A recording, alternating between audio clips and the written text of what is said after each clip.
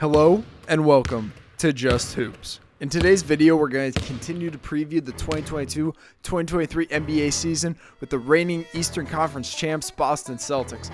Boston went in these offseason after being the best defense in the league and made some additions that can help them in the long haul. But first, let's talk about their talented core. Everything starts and finishes with Jaylen Brown and Jason Tatum, the star duo in Boston, able to do it at both ends of the floor and have continued to improve dramatically throughout their careers. Marcus Smart is the culture bearer that comes in every day and is the spirit of the unit. Al Horford's the vet presence that goes out there and makes winning plays. And Robert Williams is the young star that is showing his abilities to do things at both ends of the floor that not many other people could do. Boston's set for the long haul with this group, but to start off this video, let's dive into the games of their new additions in Malcolm Brogdon and Danilo Gallinari. Starting first with Malcolm Brogdon. So Brogdon is a high IQ, high-level basketball player that is able to impact the game in a winning fashion and has shown so throughout his career from Milwaukee to Indy and now in Boston. One thing that'll make him stand out and give him the ability to play a lot is his ability to play make and have smart decision making with the ball in his hands. He can be an initiator on offense. He can be a guy that can catch it on the second side and make a smart decision. He can be a preventer of stagnant possessions, and that is huge for Boston. We'll dive into their offense more later, but the less stagnant possessions that Boston can have moving forward, the better it'll be for them in the long haul.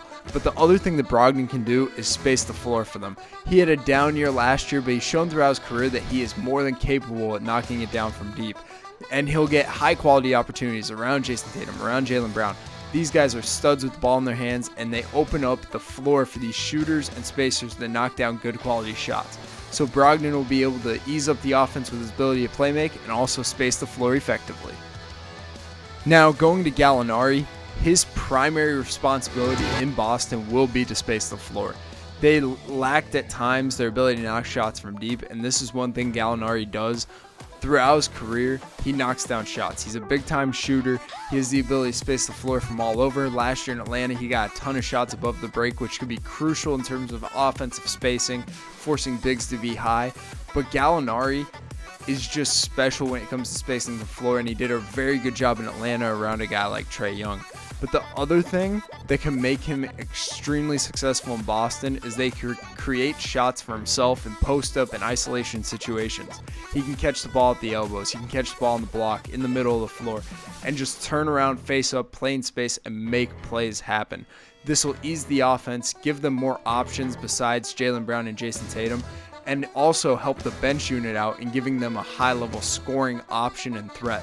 Gallinari is going to be a huge addition for Boston next year, and they did a really good job at going out this offseason and picking up two guys that could relieve pressure off of Jaylen Brown and Jason Tatum and help their offense improve dramatically. So now let's start breaking them down by looking at the offensive end of the floor first. We're going to dive into stats to begin. They were a top 10 offense in points per possession and offensive rating, but some stats that stood out to me were their low free throw rate, their middle-of-the-pack turnover percentage, their middle-of-the-pack assist to turnover, and their three-point percentage being right in the middle of the league. They have some things to improve, but now let's dive into the film a little bit and see things from the film that they can work on and also things that worked last season. The biggest thing for me that needs to improve is their number of stagnant possessions. Yes, they have high-level scorers in Jaylen Brown and Jason Tatum that can go one-on-one and really make plays happen, but they can't have possessions where it's one or no passes into an isolation, just a ton of dribbling, no movement, no pace, no flow. These possessions do not lead to winning in the long term, and if Boston is to pursue an NBA title that they were so close to last year, they need to improve at this end of the floor. The additions of Malcolm Brogdon and Danilo Gallinari will help in that, but I think overall as a unit, they need to understand that their pace, their ability to get up and down, they have athleticism across the floor. That type of roster and their abilities overall should really translate to high movement, high pace offense where the ball's popping, guys are getting great shots. When this happens, we'll dive into later, but it's incredible to watch how good they could be. They were a top 10 offense even with the stagnant possessions, but once these can get eliminated and things can get worked on where they're always in a flow, always getting into offense, always getting into action, things could be very good for them. and even be the difference maker. In their series against Miami, it was two very stagnant offenses going back and forth, but defense rose up and the better defense won the day. In the NBA Finals, though, the Warriors had an outstanding defense also, but also a high octane offense that Boston just couldn't keep up with at the end of the day. So going into next season, I think that they need to find ways to always have action, always have movement, always have pace, and prevent these stagnant possessions from happening.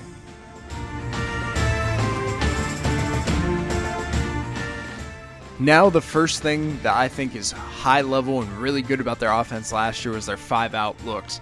As you can see here, Robert Williams catches it off the pop, and then they get right into action. You got Jaylen Brown coming down, setting a down screen for Derek White, and they just playing space off of it. This ability to get to a big and have movement off of it. Here it's at the elbow, and you're having a double-sided action. On the strong side, you got Naismith and Smart. On the weak side, they ended up spacing wide. But this ability to get into action off of their bigs is huge, especially with a guy like Horford, who could play make and put the ball on the ground a lot more. And then Robert Williams as a diver and lob threat. It's just really advantageous for them, and it also can get guys in space. I really like when they went to the same side with Jason Tatum and Jaylen Brown. That's a very hard situation for a lot of teams because you might not have two high-level defenders on the same side of the floor to get that job done. The actions such as Zoom, such as Chicago's, these are hard to guard with the amount of talent on the floor in these actions. I really like when they get into splits with some of these guys and just playing with pace and movement. That's the big thing about this. Even though if these possessions didn't result in makes, it produced high-quality opportunities due to the pace and movement. Here in this clip, things broke down, but out of the 5-out, they just got great spacing, they had movement, and it resulted in an easy 2 for Rob Williams. So now let's talk a little bit about their elbow actions. So these first couple of clips, you'll see it's a quick go and catch off of horns or elbow spacing, getting guys downhill to the rim. I really liked what they did because they put their playmakers deeper in the offense, in the spacing, making it a lot easier to get into actions, a lot easier to get into movements. So getting a Jaylen Brown or Jason Tatum at the elbow with a catch, that is phenomenal for the offense. First of all, the spacing's there. Second of all, you have a ton of optionality in terms of what action you want to get into, whether it's a handoff, Chicago, a zoom, just getting into a simple ball screen, elbow to elbow. This actions end with the skill level and playmaking of their bigs, I think could be huge moving forward and also allow there to be less stagnant possessions and promote space and pace within the half court. This is one area of their offense I want to see different levels to, their post and inverted offense. So we're going to look at Jason Tatum first. We already know he's a high-level scorer, could average 30 points per game if he gets the ball in his hands enough. But the thing about him is that he improved so much last season as a playmaker that an inverted offense with him in the post could be huge for them. You'll see in these clips he's making these passes out of the post, whether it's right back out to the entry, to the big on the weak side porch, the big movement in the cracks. But this ability by him to make these passes shows that you can run action off these post touches, whether it's a simple split at the top of the key, whether it's a simple single away. This ability by Jason Tatum to be smart with the ball in his hands, read the floor, be patient with it, could translate into offensive sets and actions. But another player that could be huge in these same things is Marcus Smart. We saw in the NBA Finals and in the playoffs that he did a great job when he got post touches, post opportunities, and this could definitely translate to true parts and schemes within their offense. If Marcus Smart gets a catch, we can run action off. We can run a weak side screen the screener action. We could get a big man setting a deep ball screen for Marcus Smart. We could do all these things out of post touches that could lead to success. Marcus Smart is a high-level playmaker. He could be out of control at times. Some of his numbers in the pick and roll are a little sketchy, but in these post-up situations, he's so skilled. He's smart. He allows the game to develop around him.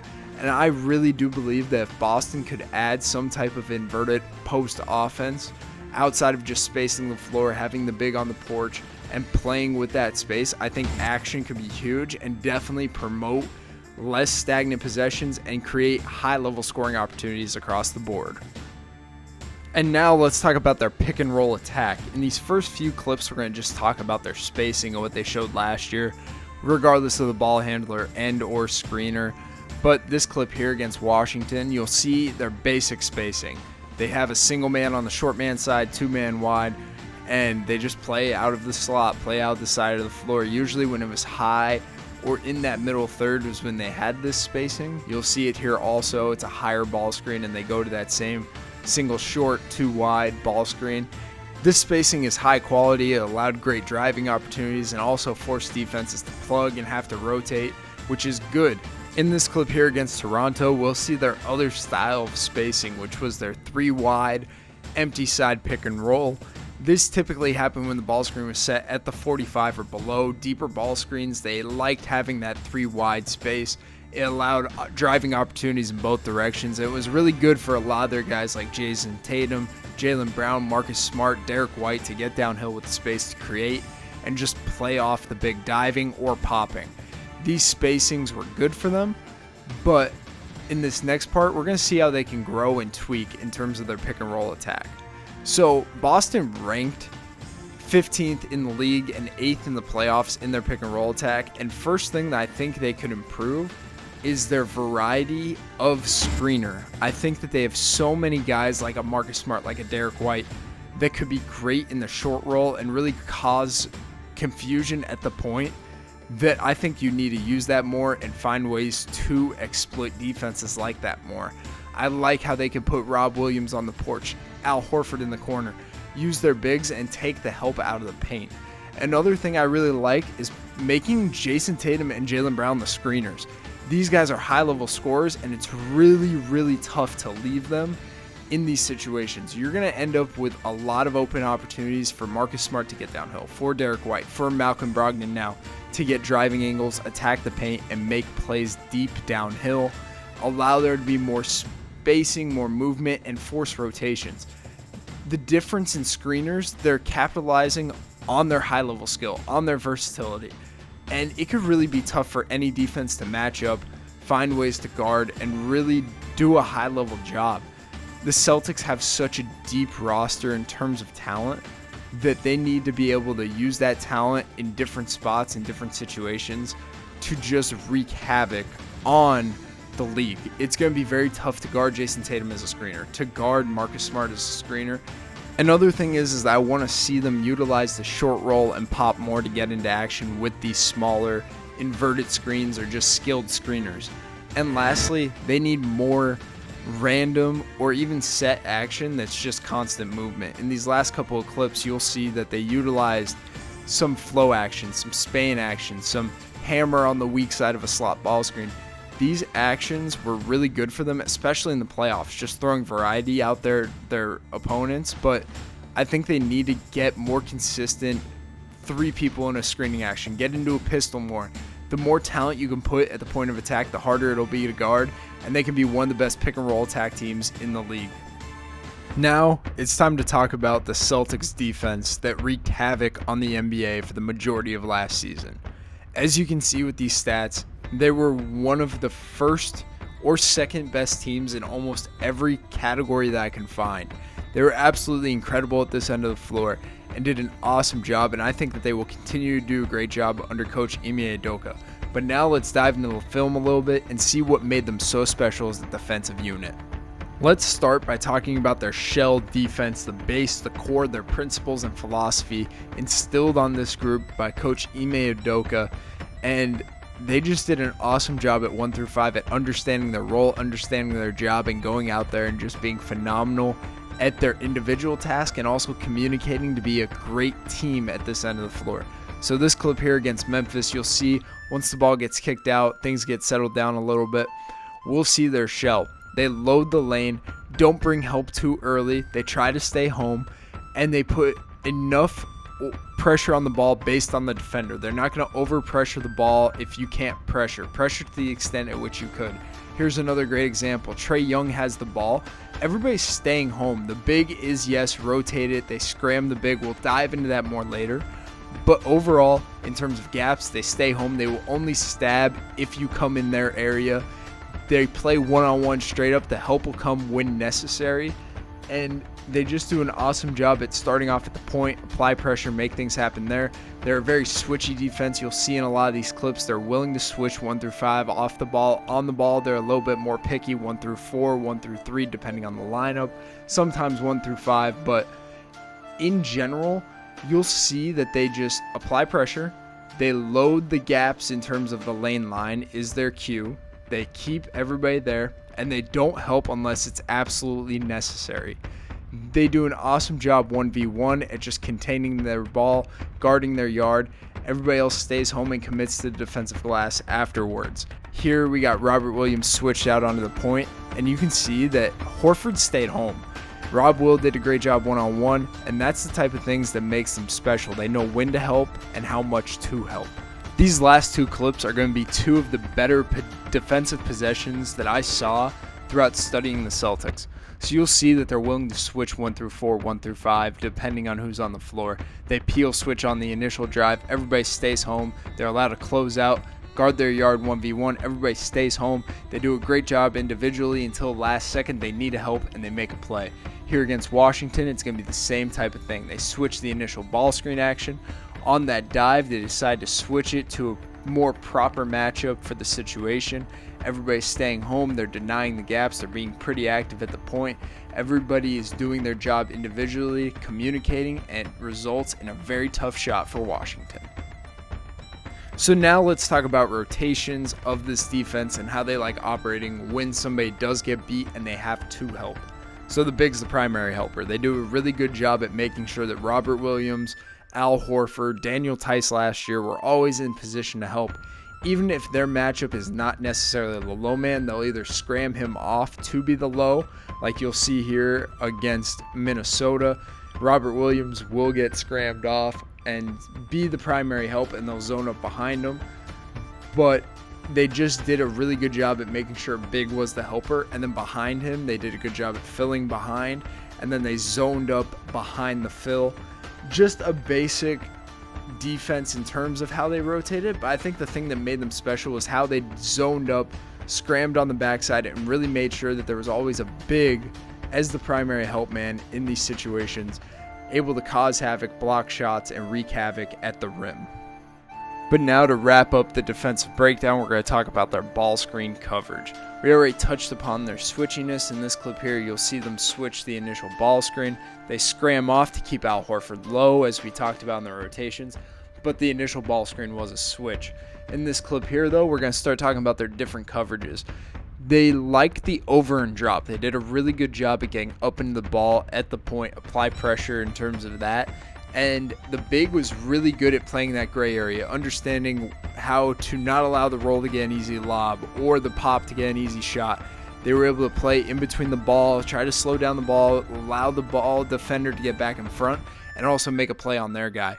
This ability by all of their bigs to be smart in their drop and make plays on the defensive end of the floor in a drop was huge for them and allowed them to be versatile in their ball screen defense. I think that they can continue to improve in this area.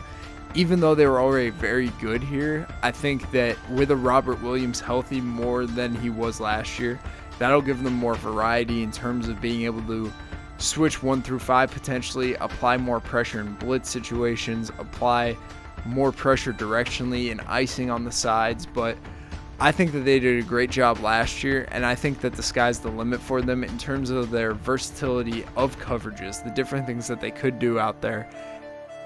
In these last 2 clips to finish it out, you'll see how good they could be in terms of applying pressure. They blitz Steph Curry, they do a great job on the backside at rotating, plugging the paint, and they get out and contest the 3. Here against the Mavs, they do the same thing. They apply that hard show blitz, and they do a great job at flattening out and making the shot tough. They can be an even more versatile defense in their coverages, and I think that these are just some glimpses of how great they could be. The Boston Celtics are set up for success for a very long time, but next season they could be great again. Defensively, they have the bones and structure under Coach Ime Udoka to be phenomenal and just do what they did last year with a couple tweaks here and there to even be more great. Offensively, they added more pieces to correct some mishaps that they had at that end of the floor, along with a full offseason to sit down, tweak some things, and adjust for the upcoming haul. But I hope you guys enjoyed this video, learned something about the Boston Celtics going into next season. For more content like this, please like, subscribe, and share, and we will catch you in the next one.